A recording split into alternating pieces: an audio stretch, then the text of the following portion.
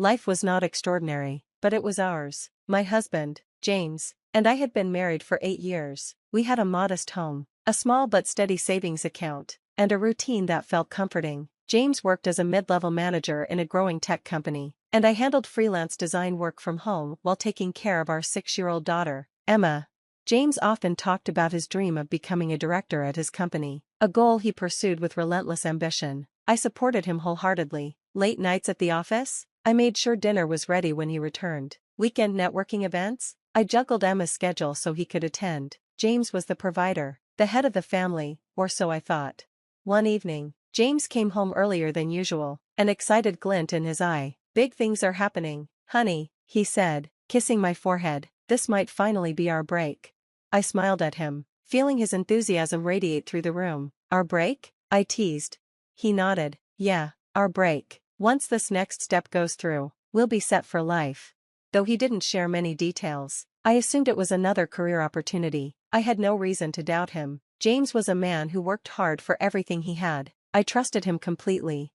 The first sign of trouble came a few weeks later. James started receiving strange phone calls late at night. He'd step outside to answer them, his voice low and tense. When I asked, he brushed it off as work stress and assured me that everything was fine. Soon after, I noticed other changes. James became irritable, snapping over minor things like misplaced keys or a delayed dinner. Our once happy home grew quieter, the tension so thick it felt like walking on eggshells. One afternoon, Emma brought me the mail, her tiny hands clutching a thick envelope. "Mommy, this looks important," she said, her big blue eyes watching as I opened it. It was a letter from the bank, addressed to me. The words blurred together in a haze of disbelief as I read the contents. Loan confirmation, $1 million approved under the name of Claire Wilson. My heart pounded. I'd never applied for such a loan. Why would I? We didn't need $1 million, and even if we did, I certainly wouldn't take it out without a discussion. I stormed into the living room, clutching the letter. "James," I called, my voice shaking. He appeared in the doorway, his face pale as he saw the paper in my hand. "What's this?" I demanded. He hesitated, then sighed heavily. It's for us, Claire, for the future." I had to take the loan to invest in something big. Without telling me? I shot back, anger bubbling to the surface. "You put my name on this without even asking?" James looked away, avoiding my gaze. "It's complicated. Trust me, it'll pay off. You won't have to worry about a thing." But I couldn't shake the unease. Something about his explanation didn't add up. The way he avoided eye contact, the evasiveness in his tone, it wasn't like him. In the days that followed, the weight of that loan pressed down on me like a storm cloud. I tried to dig deeper, asking James more questions, but his answers grew curt and dismissive. Then, one evening, I overheard a conversation that shattered my world. James was in his office, talking on the phone. I paused outside the door, the sound of his voice sharp and agitated. "No, I told you, she doesn't know the whole story yet," he hissed. I had to use her name. My credit wouldn't have been enough. "Just give me more time." My stomach churned. James had lied to me about everything. Not only had he taken out a massive loan without my knowledge, but he'd also done it because his own finances were in shambles. He was using me as his scapegoat. That night, I confronted him. "I heard you," I said, standing in the kitchen while he poured himself a drink. He froze, his hand tightening around the glass. "Heard what?" "The phone call. You lied to me, James. You're in debt, aren't you? That loan wasn't for us. It was to cover your mistakes." James turned to face me, his expression hardening. "Claire, you don't understand how business works. I had no choice." "You had a choice," I snapped. "You could have told me the truth instead of dragging me into your mess." His response was chilling. "Don't make this a bigger deal than it needs to be," he said coldly. "You'll thank me when everything works out." But I couldn't just brush it aside. That night, as I lay awake, I realized the man I thought I knew, the man I trusted, had betrayed me in the worst possible way. In the days after confronting James, the air between us grew colder. Every glance, every word, was laced with tension. My trust in him, once unshakable, now felt like a fragile thread ready to snap. But I didn't have the luxury to dwell on emotions. I had to act. The loan was in my name, and if James's so-called plan fell apart, I'd be the one left to deal with the fallout. One morning, while James was at work, I decided to investigate. I sifted through his desk drawers and filing cabinets, looking for any clue about what he'd gotten us into. At first, all I found were old bills and office supplies. Then, Tucked away in the back of a drawer, I discovered a folder marked private. Inside were documents that made my heart sink. Bank statements showed staggering withdrawals from our savings, money I'd assumed was still there. Worse, there were contracts for what appeared to be a risky business investment. The terms were clear: if the venture failed, the entire debt would fall on me. My hands trembled as I flipped through the pages. James hadn't just lied, he'd gambled with our future. That evening, I waited for James to come home, the folder sitting on the coffee table like a bomb waiting to explode. When he walked through the door, his face hardened the moment he saw it. "What's this, James?" I demanded, my voice steady but laced with anger. "When were you planning to tell me you emptied our savings and tied me to your failed business scheme?" He rubbed his temples, his frustration evident. "Claire, I told you, I'm fixing everything. You don't understand how these things work." "Don't patronize me," I snapped, my voice breaking. "You put us at risk, James. You put Emma at risk. How could you do this to your family?" His expression shifted to something colder, almost dismissive. "I didn't think you'd get it," he said, turning away. "You're always so focused on playing it safe." The word stung. Was that how he saw me? As some obstacle to his ambitions? Over the next few weeks, things only got worse. James spent more and more time away from home, claiming he was handling the situation, but I wasn't convinced. His evasiveness, his growing distance, it felt like he was slipping away entirely. One evening, I overheard another phone call. This time, James wasn't hiding his tone of desperation.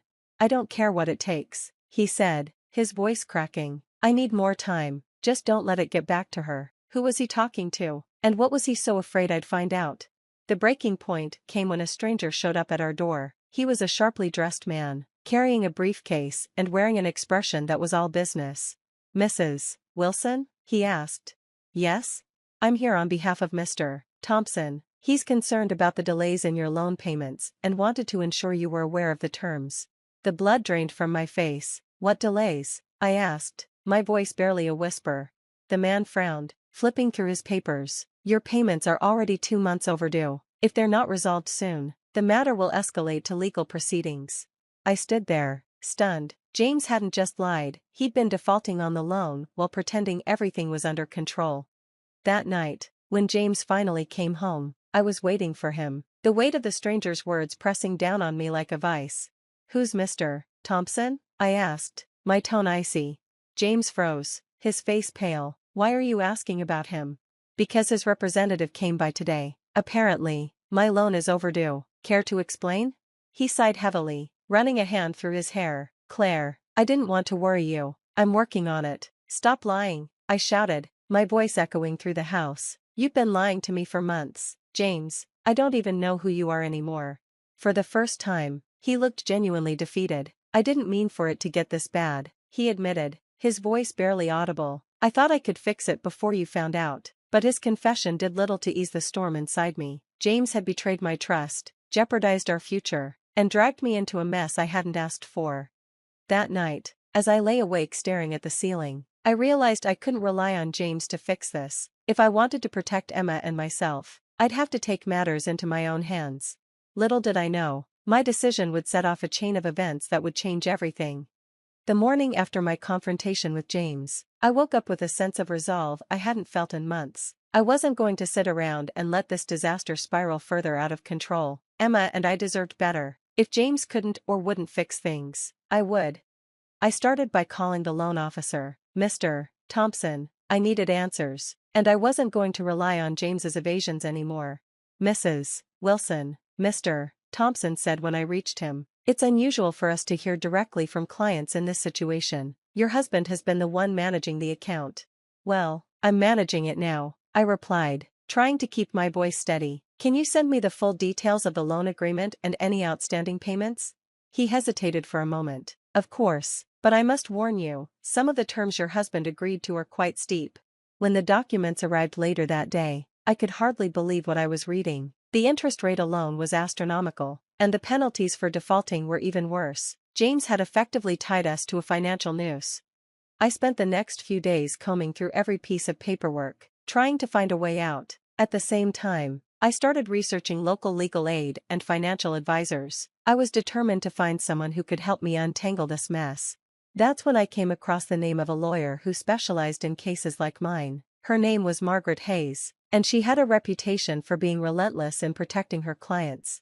I made an appointment and walked into her office, with all my documents in hand. Margaret was a sharp, no-nonsense woman in her early 40s, with an air of confidence that immediately put me at ease. "Let me get this straight," she said after reviewing the papers. "Your husband took out this loan in your name without fully disclosing the terms to you?" "Yes," I said, feeling a mix of anger and shame. I didn't know what I was signing. "He said it was for us, our family." She nodded thoughtfully. "It's not uncommon for people to trust their spouses implicitly. But this is serious. The terms are predatory, and if we can prove you were misled, there may be a way to challenge this legally." Her words were a lifeline, and for the first time in weeks, I felt a sliver of hope. While Margaret worked on the legal front, I threw myself into finding a way to bring in extra income. I had left my job years ago to focus on raising Emma, but now, desperate times called for desperate measures. I started applying to every job I could find, from administrative positions to part-time retail work. Rejection after rejection came in, each one a blow to my already fragile confidence. One day, after yet another fruitless job hunt, I sat on a park bench with Emma. She played on the swings, blissfully unaware of the storm raging around us. Watching her laugh and squeal as she soared higher, I felt a pang of guilt. She deserved stability, happiness, things I wasn't sure I could give her anymore. That's when I noticed a familiar face across the park. It was Sarah, an old friend I hadn't seen in years. We'd drifted apart after high school, but back then, she'd always been the one to dream big. "Claire," she said, approaching with a look of surprise, "is that you?" I nodded, forcing a smile. "It's been a long time, Sarah." We spent the next hour catching up. When I told her about my struggles, she listened intently. "You know," she said, "I just started working at a new company. They're always looking for reliable people, and I could put in a good word for you." It felt like fate. Sarah gave me the details, and by the end of the week, I had an interview lined up. The job wasn't glamorous, it was an entry-level administrative role, but it was something. The office was bustling, and the pace was demanding, but I threw myself into the work with everything I had. One day, as I was sorting through a stack of paperwork, I overheard two senior managers talking about a major upcoming project. They were brainstorming ideas, but seemed stuck. "Excuse me," I said, hesitantly interrupting. I couldn't help but overhear. "Maybe you could try this approach?" They looked at me with surprise, but one of them nodded. "That's actually a great idea," he said. From that day on, they began to notice me. Slowly but surely, I started earning their trust and respect. Meanwhile, Margaret called with good news. "We filed a formal complaint about the loan," she said. "If this goes to court, there's a strong chance we can argue that the agreement was predatory. It wasn't a guarantee, but it was progress." And for the first time in a long time, I felt like I had some control over my life again. But just as things were starting to look up, James threw another curveball. One evening, he came home with an announcement that left me speechless. "I've decided to sell the house," he said casually, as if it were no big deal. "What?" I said, my voice rising. "You can't just decide that on your own, James. This is our home, it's not up for debate," he said coldly. "We need the money, and this is the only way." His words felt like a slap in the face. Selling the house meant uprooting Emma, destroying the one stable thing she had left. That night, as I sat in the empty living room, I realized that James wasn't going to stop. If I wanted to protect Emma and myself, I'd have to find a way to stand up to him once and for all.